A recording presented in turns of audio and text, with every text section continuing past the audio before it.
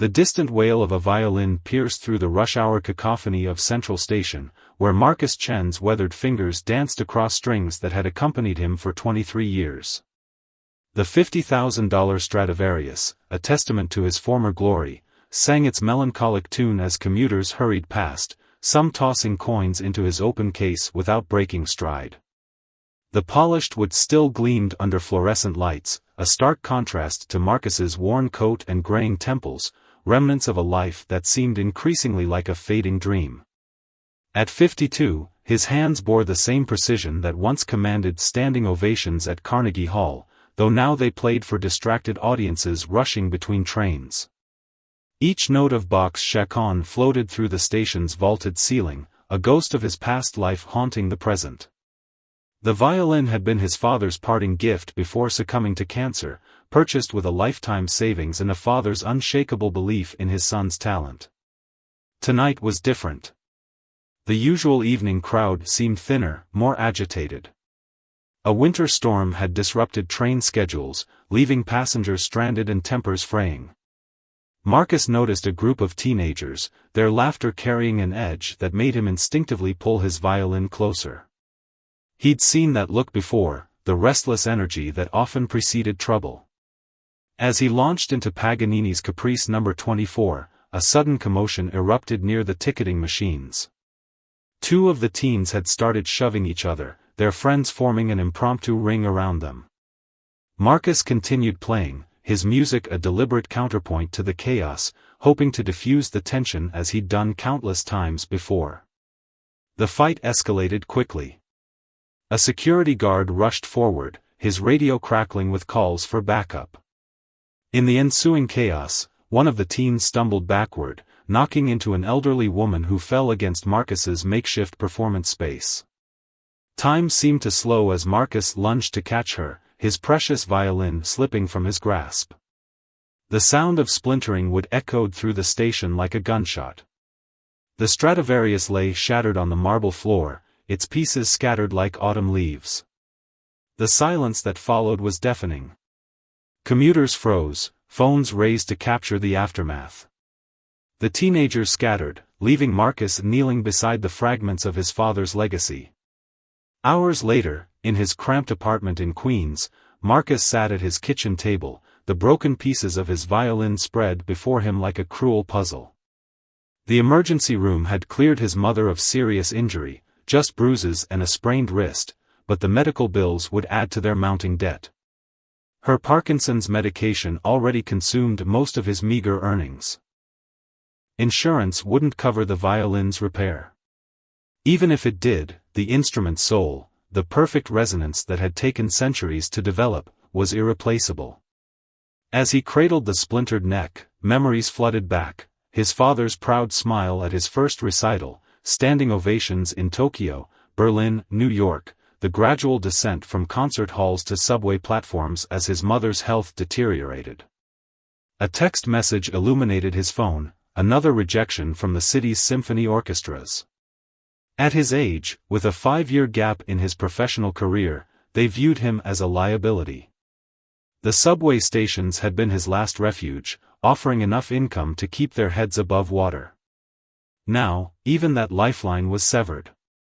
The wall calendar caught his eye, red circles marking his mother's medical appointments.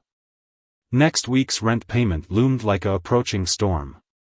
Without his violin, without music, he was just another middle-aged man with empty pockets and fading dreams.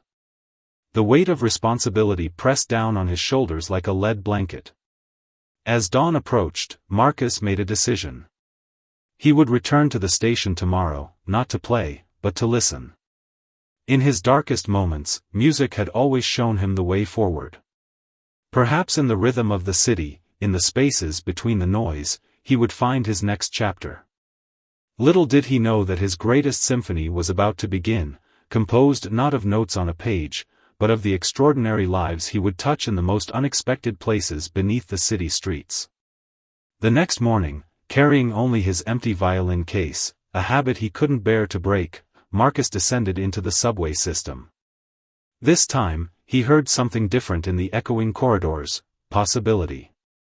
And in that moment, as trains rumbled overhead and commuters rushed past, the true story of Marcus Chen was about to unfold in ways he could never have imagined.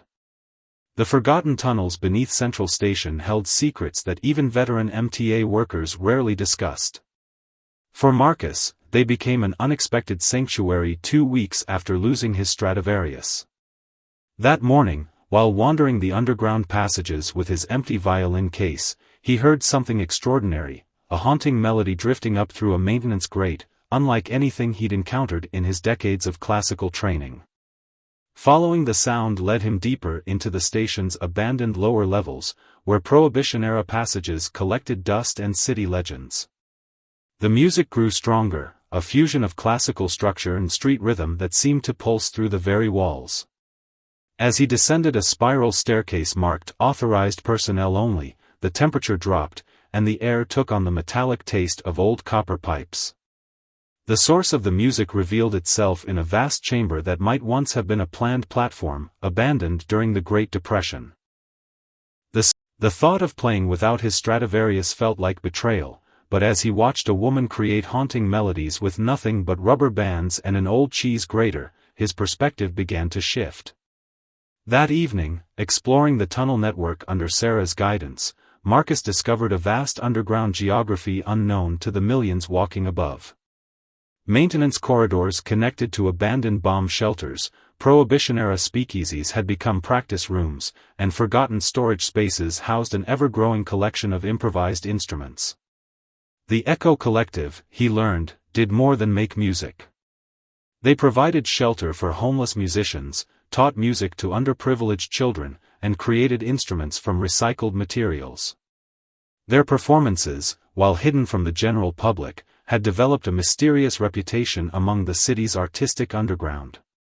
As midnight approached and the last trains rumbled overhead, Marcus found himself seated before an instrument Sarah called the urban harp, a complex arrangement of tensioned cables salvaged from construction sites. His classical training rebelled against its unorthodox tuning, but when he finally drew his fingers across the strings, the sound that emerged carried echoes of his lost Stradivarius, transformed into something entirely new. The underground chamber had become more than just a performance space, it was a crucible where broken dreams were reforged into new forms of expression. For Marcus, still carrying the weight of his recent loss, it offered a glimpse of a different kind of music, one that didn't require perfect conditions or expensive instruments, but thrived on creativity and resilience. As he emerged from the tunnels that night, the city's familiar cacophony seemed different. In the screech of brake lines and the hum of traffic, he began to hear potential melodies. His empty violin case, carried now more from habit than hope, felt lighter somehow. Tomorrow, he decided, he would return, not as a classical virtuoso mourning his lost instrument, but as a student ready to learn a new way of creating music. Little did Marcus know that the Echo Collective's hidden performances were about to capture the city's imagination in ways none of them could have predicted, setting in motion events that would challenge their very existence and force them to fight for their underground sanctuary. The city blackout struck without warning on a frigid December evening, plunging millions into darkness. Deep beneath Central Station, the Echo Collective was midway through a particularly ambitious piece, a fusion of classical compositions with urban soundscapes, when the lights flickered and died. But the music didn't stop. Instead, it transformed, adapting to the darkness like a living entity. Sarah's movements became more pronounced in the beam of emergency lights, her gestures guiding the musicians through the transition. Marcus, who had spent 3 months learning the urban harp, felt the vibrations of the instrument taking on new meaning in the darkness. The absence of electrical hum allowed the tunnel's natural acoustics to emerge, creating an otherworldly resonance. What happened next would later be described as the Symphony of Shadows. As panicked commuters gathered on the main platform above, the Echo Collective's music began to seep through the station's architecture. The sound traveled through ventilation shafts and maintenance corridors, drawing people toward its source like a mystical beacon. Someone started recording on their phone. The video captured the surreal scene, hundreds of people standing in the darkness, their faces illuminated by phone screens, while mysterious music echoed through the station. The combination of the blackout, the haunting melodies, and the impromptu gathering created a moment of unexpected unity among strangers. The performance lasted for 3 hours, as the Echo Collective played through the blackout. Above ground, the city was grinding to a halt, but in the tunnels, something extraordinary was taking shape. Commuters began adding their own voices to the music. A gospel choir stranded on their way to a competition joined in. Restaurant workers brought food from thawing freezers, creating an impromptu feast. By the time power was restored, the video had gone viral. #Underground Symphony was trending nationwide. News vans surrounded Central Station, and social media buzzed with theories about the mysterious musicians. The Echo Collective's secret was out, but the implications weren't immediately clear. The following days brought intense media scrutiny. Urban explorers and music journalists began probing the tunnel system, seeking the source of the viral performance. Local news stations ran special reports on the shadow musicians of Central Station. Some portrayed them as artistic revolutionaries, others raised concerns about safety and illegal occupation of public space. Sarah and Marcus found themselves at the center of a growing controversy. The MTA launched an investigation into the use of abandoned tunnels. City officials expressed concern about unauthorized gatherings in unmapped spaces. Health and safety inspectors demanded access to the performance chamber. The Echo Collective's members reacted differently to the attention. Some embraced the publicity, seeing an opportunity to highlight issues of homeless musicians and artistic accessibility.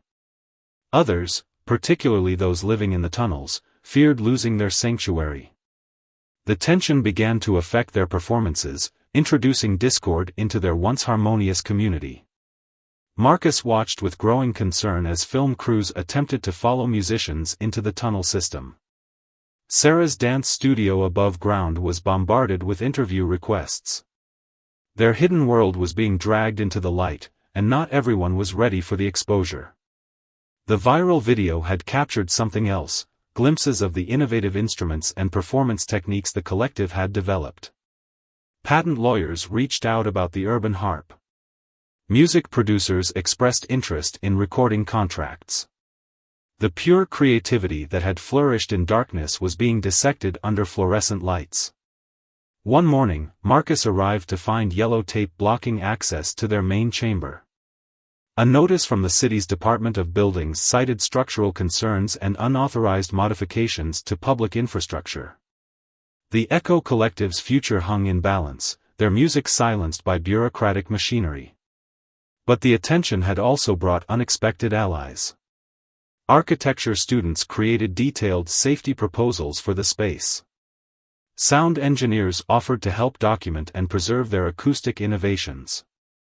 Local musicians' unions expressed support for establishing a legitimate performance venue in the tunnels. The viral symphony had exposed not just the Echo Collective, but the city's complicated relationship with its artistic underground. Every news story sparked debates about public space, artistic freedom, and the role of unofficial cultural institutions. The musicians found themselves representing something larger than their community. They had become symbols of artistic resilience in an increasingly regulated urban landscape.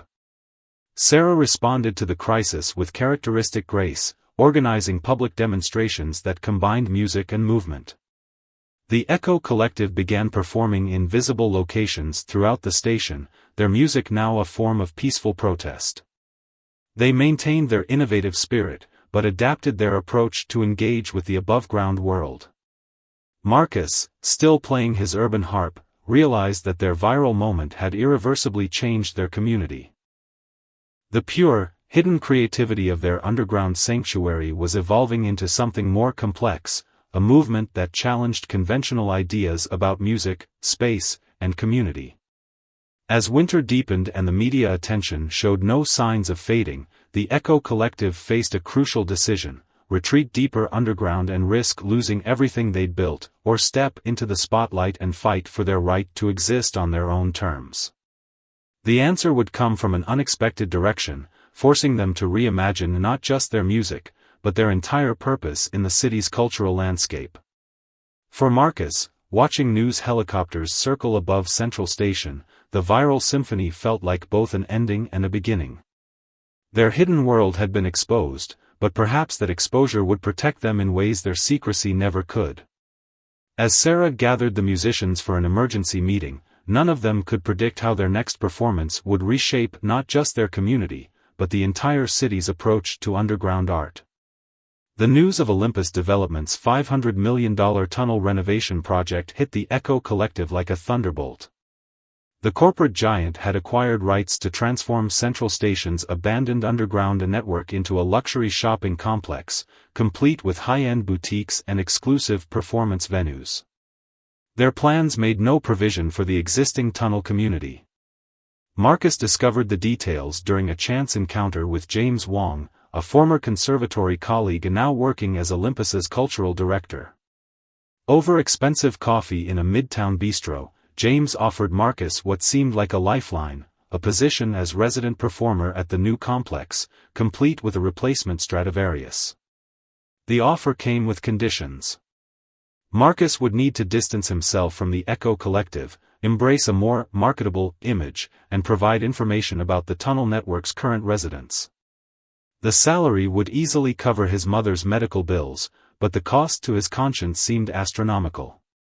Meanwhile, the development project's ripple effect spread through the underground community. Many of the homeless musicians who'd found shelter in the tunnels faced immediate eviction.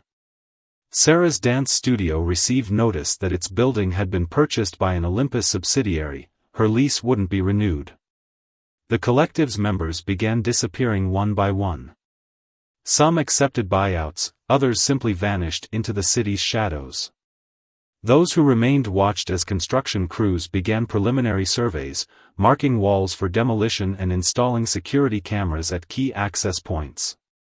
A particularly cruel blow came when city officials discovered that several Echo Collective members had been squatting in abandoned maintenance rooms.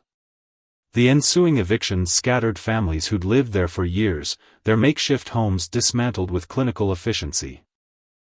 Sarah organized emergency housing through local churches, but the community's fabric was unraveling. The urban harp, too large to move, stood silent as construction dust settled on its strings. The chamber's perfect acoustics were already changing as workers drilled test holes in the century-old walls. Marcus spent sleepless nights wrestling with James's offer. His mother's condition was deteriorating, and her doctors recommended an experimental treatment program, expensive, but promising. The replacement Stradivarius felt like a devil's bargain, especially when he caught glimpses of familiar faces in homeless shelters and soup kitchens. The crisis reached its peak when Olympus announced plans to seal unauthorized access points within 48 hours. The move would effectively trap any remaining residents in the deeper tunnels. Sarah called an emergency gathering in their main chamber, now partially obscured by plastic sheeting and scaffolding. The meeting revealed surprising allies. Transit workers who'd befriended the musicians shared detailed maintenance schedules. Architecture students who documented the tunnel's historical significance offered legal strategies. Even some of Olympus's own contractors expressed discomfort with the displacement. But it was a young graffiti artist's suggestion that sparked a radical plan. The collective had always been about transforming spaces through sound, perhaps they could transform the entire narrative around the development project. The risks were enormous, but with their community facing extinction, traditional caution seemed pointless. Marcus found himself at a crossroads. James's deadline for accepting the offer loomed, coinciding with his mother's next medical evaluation. The replacement Stradivarius beckoned like a siren, promising a return to his former life. Yet every time he visited the tunnels, watching Sarah teach children to feel music through vibrations, he questioned whether any instrument could be worth betraying this found family. Late one night, Marcus discovered Sarah alone in the main chamber, dancing in silence among the construction equipment. Her movement spoke of defiance rather than defeat, each gesture a declaration of ownership over a space marked for destruction. In that moment, he realized that whatever choice he made would define not just his future, but the soul of everything they'd built together. The next morning, as Marcus walked into James's office at Olympus Development, his empty violin case felt heavier than ever. The decision he was about to make would either save their underground world or seal its fate forever. Outside, construction crews waited with demolition orders, while beneath the city, the Echo Collective prepared for their most important performance, one that would either preserve their community or mark its final requiem. As Marcus sat across from James, watching him polish the offered Stradivarius with practiced care, the true price of 30 pieces of silver had never been clearer. The choice before him wasn't really about music anymore, it was about what kind of city they wanted to live in, and whether art belonged to everyone or just those who could afford luxury boutique prices. The greatest protest concert in the city's history began with absolute silence. As dawn broke over Central Station, thousands gathered in response to a cryptic social media campaign, #ListenToTheSilence. The Echo Collective had transformed their crisis into a movement that would shake the city's foundations. Marcus's rejection of Olympus Development's offer had become public, his open letter to James Wong shared millions of times. The replacement Stradivarius, delivered to his apartment despite his refusal, now sat in Sarah's studio, a symbol of resistance.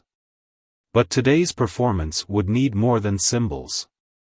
The station plaza filled with an unprecedented crowd.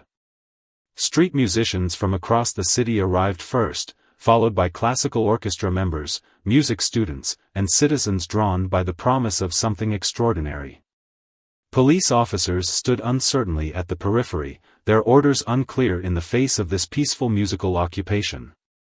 Sarah had choreographed the protest with military precision.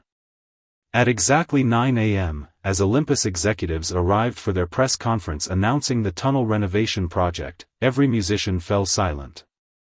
The sudden absence of the usual street performances created an eerie void in the urban soundscape. The silence lasted precisely 7 minutes, one for each decade the tunnels had sheltered artists and outcasts. Then, from somewhere deep below the streets, came the first notes of the urban harp. The sound carried through maintenance grates and ventilation shafts, Marcus's composition expressing both mourning and defiance. What followed was a symphony of protest unlike anything the city had witnessed. Hundreds of musicians began playing from different locations, some visible, others hidden in the tunnel network. The music wasn't chaotic, it was perfectly orchestrated, with Sarah conducting through a complex system of signals relayed by dancers positioned throughout the station. The performance told the tunnel's story through sound. Classical pieces morphed into street rhythms, jazz intertwined with experimental electronic music. Video screens set up by student activists showed the hidden life beneath the streets, not as a dangerous squat, but as a vibrant cultural space where art transcended social barriers. Local news teams, attracted by the growing crowd, broadcast live footage of homeless virtuosos performing alongside conservatory professors. Social media exploded with recordings of police officers lowering their barriers to listen, construction workers sitting with their helmets off, and Olympus executives shifting uncomfortably as their press conference was overwhelmed by the music. The protest centerpiece came when Sarah led a procession of young students, many from underprivileged backgrounds, through the station. Each child carried an instrument made from recycled materials, their music merging with the main symphony in a powerful statement about accessibility and creativity. As the day progressed, more allies emerged. Union representatives announced their support. Architectural preservation societies filed emergency appeals. Local politicians, sensing the public mood, began questioning the development project's approval process. The city's arts community mobilized with unprecedented unity. Marcus's moment came in the late afternoon. Using the urban harp's unique resonance, he performed a piece that incorporated the station's own sounds, train whistles, passenger footsteps, distant conversations. The music demonstrated how the tunnels themselves were an instrument, one that couldn't be replicated in a luxury shopping mall. The protest reached its climax at sunset. Thousands of participants raised electric candles, transforming the station into a sea of light. The final piece, composed collectively by the Echo Collective, combined every musical tradition represented in their underground community. The sound filled not just the station, but the surrounding streets, reaching even the upper floors of Olympus Development's headquarters. As night fell, the music gradually faded back into silence. But this silence felt different from the morning's protest. It was filled with possibility rather than loss. The crowd dispersed slowly, many leaving instruments and artworks as offerings around the station entrance.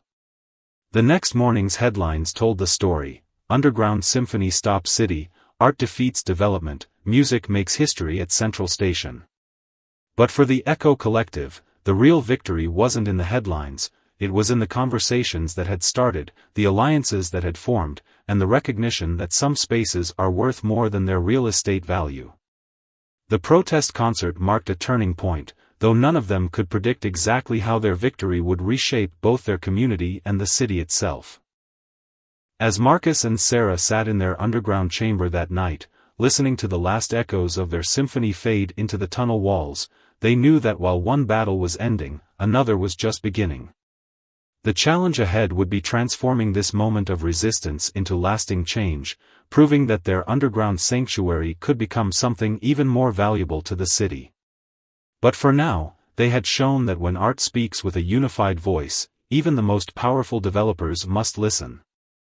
The transformation of Central Station's underground realm unfolded gradually over the following year, like a complex symphony reaching its final movement.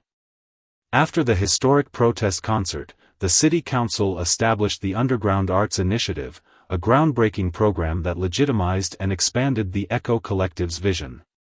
The former maintenance tunnels underwent a careful renovation that preserved their unique acoustics while ensuring safety and accessibility. Architects worked alongside musicians to create spaces that honored the area's history of artistic refuge. The Urban Harp became a permanent installation, its innovative design inspiring a new generation of instrument makers. Marcus found himself in an unexpected role as the initiative's artistic director. His experience bridging classical and underground music scenes proved invaluable in developing programs that maintained the space's inclusive spirit while meeting professional standards. The replacement Stradivarius, which he'd rejected from Olympus, was repurposed as a teaching instrument for talented students who couldn't afford their own. Sarah's dance studio expanded into a comprehensive performing arts center, specializing in programs for deaf and disabled artists. Her methods for teaching music through vibration attracted international attention, leading to partnerships with medical researchers studying alternative therapy approaches. The tunnel acoustics proved particularly effective for children with sensory processing disorders. The Echo Collective's original members became mentors and teachers, their expertise in creating instruments from recycled materials forming the basis of a pioneering music education program. Former homeless musicians found employment as instructors and administrators, their lived experience informing policies that kept the space accessible to all. Community impact extended far beyond the arts.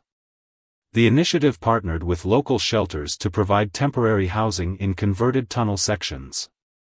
A music therapy program for veterans took root in the deeper chambers, where the natural resonance helped participants process trauma through sound. Youth outreach efforts dramatically reduced gang activity around the station. Corporate involvement took an unexpected turn when several Olympus Development executives' children joined the program.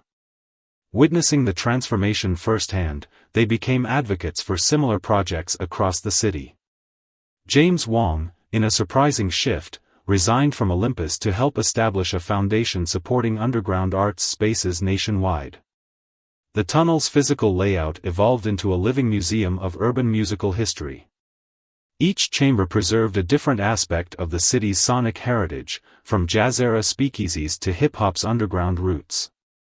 Interactive installations allowed visitors to experience how architecture shapes sound, while historical exhibits documented the space's role in sheltering artists during various cultural movements. Marcus's mother found renewal through the community's support. Regular music therapy sessions improved her Parkinson's symptoms, and the vibrant social environment lifted her spirits. She began volunteering with the Senior Outreach Program, sharing her son's classical music background with elderly visitors. Innovation flourished in unexpected ways. Engineers studying the urban harp's design principles developed new acoustic technologies for medical imaging.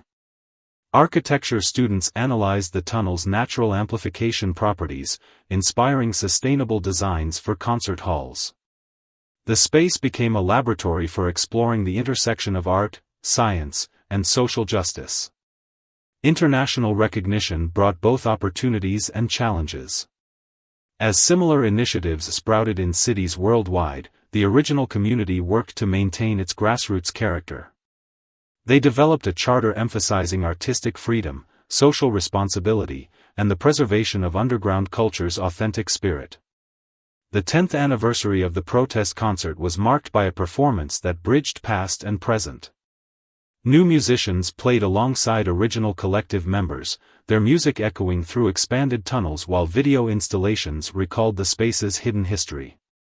The event concluded with Marcus and Sarah premiering a piece composed specifically for the urban harp, its complex harmonies carrying the weight of their journey. Looking back, the transformation of Central Station's tunnels represented more than just the preservation of an artistic space. It demonstrated how creative resistance could evolve into lasting institutional change without losing its revolutionary spirit. The Underground Arts Initiative became a model for reimagining urban spaces, proving that cities thrive best when they protect their cultural underground.